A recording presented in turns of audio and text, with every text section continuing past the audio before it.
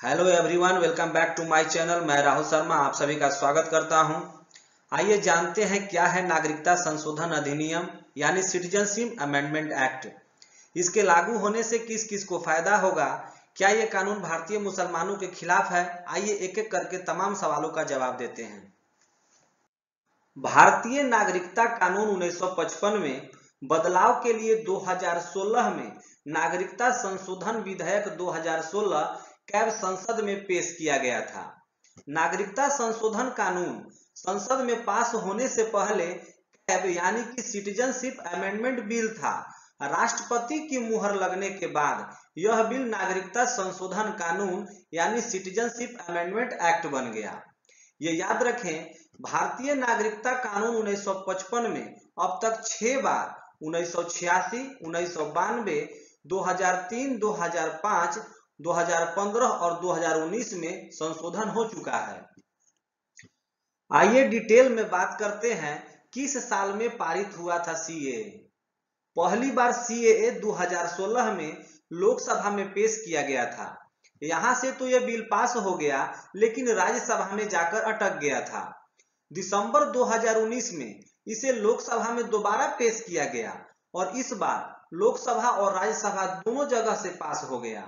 इसके बाद 10 जनवरी 2020 को राष्ट्रपति द्वारा इसे मंजूरी मिल गई थी, लेकिन कोरोना वायरस के कारण इसे लागू करने में देरी हुई। केंद्र सरकार ने 11 मार्च 2024 की शाम सीएए अधिसूचना यानी नोटिफिकेशन जारी कर दिया। सीएए देश भर में हुआ लागू। आइए जानते हैं सीएए कानून क्या है। नागरिकता संशोधन अधिनियम यानी सिटीजनशिप अमेंडमेंट एक्ट का उद्देश्य धार्मिक उत्पीड़न के कारण भारत में शरण लेने वाले व्यक्तियों की रक्षा करना है। यह कानून बांग्लादेश, पाकिस्तान और अफगानिस्तान से 31 दिसंबर 2014 को या उससे पहले भारत आए गैर मुस्लिम अल्पसंख्यक हिंदू, जैन, ईसाई, सिख, बौद्ध और पारसियों को नागरिकता प्रदान करने का प्रावधान करता है। आसान भाषा में समझें तो इस कानून के तहत भारत अपने 3 पड़ोसी और मुस्लिम बाहुल्य देशों से आए उन लोगों को भारतीय नागरिकता देगा जो साल 2014 तक किसी न किसी प्रताड़ना का शिकार होकर भारत आकर बस गए थे। पिछले कानून के मुताबिक किसी भी व्यक्ति को भारतीय नागरिकता लेने के लिए कम से कम 11 साल भारत में रहना अनिवार्य था। नए संशोधित कानून में यह अवधि घटाकर 5 साल कर दी गई है।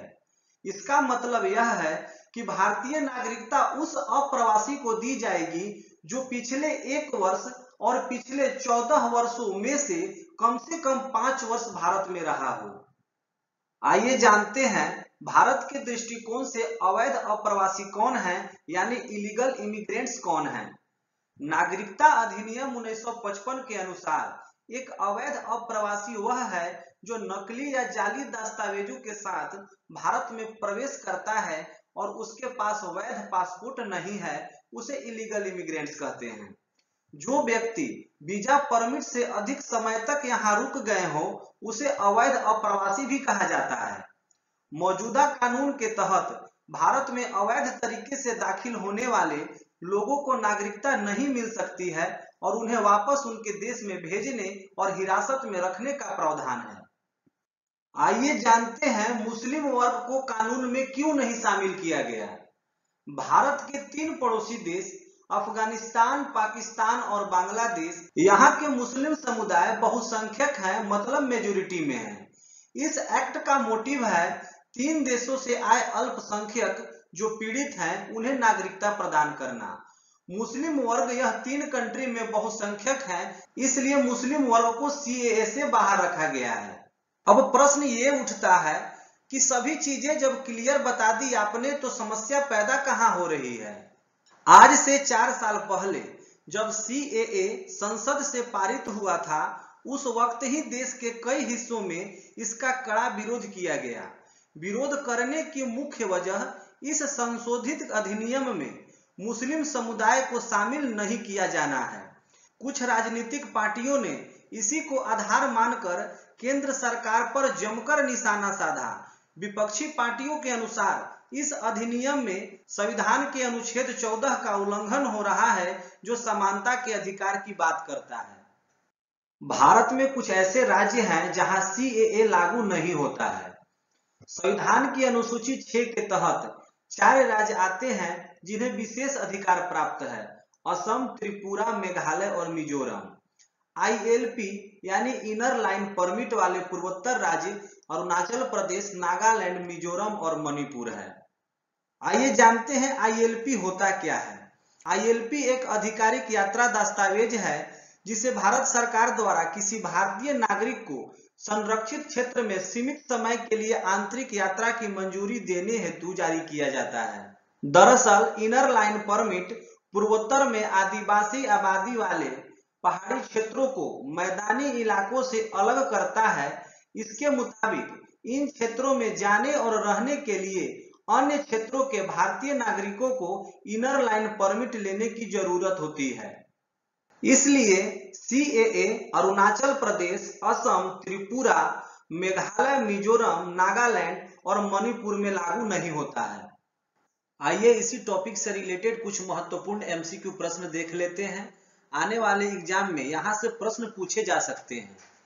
नागरिकता संशोधन अधिनियम संसद में कब पारित किया गया था? सही उत्तर होगा 11 दिसंबर 2019। अगला प्रश्न, सीएए कानून को संविधान के किस अनुसूची के तहत आने वाले 4 राज्यों में लागू नहीं किया गया है? सही उत्तर ऑप्शन बी अनुसूची 6। अनुसूची 6 के तहत 4 राज्यों में सीएए लागू नहीं होगा, जैसे असम, त्रिपुरा, मेघालय और मिजोरम। वहीं हम बात करें इनर लाइन परमिट की, जहां जरूरत होती है वहां भी सीएए लागू नहीं होता है, जैसे अरुणाचल प्रदेश, नागालैंड, मिजोरम और मणिपुर। अगला प्रश्न, कितने तरीके से भारत की नागरिकता हासिल की जा सकती है? सही उत्तर होगा ऑप्शन डी 5 तरीके से। भारतीय नागरिकता 5 तरीके से प्राप्त की जा सकती है, जैसे जन्म के आधार पर, वंश के आधार पर, पंजीकरण के आधार पर, देशीकरण के आधार पर और भू अर्जन के आधार पर। अगला प्रश्न, नागरिकता संशोधन अधिनियम 2019 के तहत भारतीय नागरिकता के लिए भारत में लगातार 11 वर्ष रहने की सीमा को घटाकर कितने वर्ष कर दिया गया है? सही उत्तर होगा ऑप्शन सी 5 वर्ष। अगला प्रश्न, भारत में किस राष्ट्रपति के द्वारा सीएए कानून को पारित किया गया है? सही उत्तर होगा ऑप्शन डी रामनाथ कोविंद। अंतिम प्रश्न, नागरिकता का संबंध भारतीय संविधान के किस भाग से है? सही उत्तर ऑप्शन ए भाग 2। भारत के संविधान का भाग 2 अनुच्छेद 5 से 11 भारत की नागरिकता से संबंधित है। चलिए दोस्तों, ख्याल रखिए अपना, बाय बाय, टेक केयर। फिर मुलाकात होगी नेक्स्ट वीडियो में शाम 7 बजे। वीडियो देखना ना भूलें। अगर वीडियो का कंटेंट अच्छा लगे तो चैनल को सब्सक्राइब करें, शेयर करें। जय हिंद, जय भारत।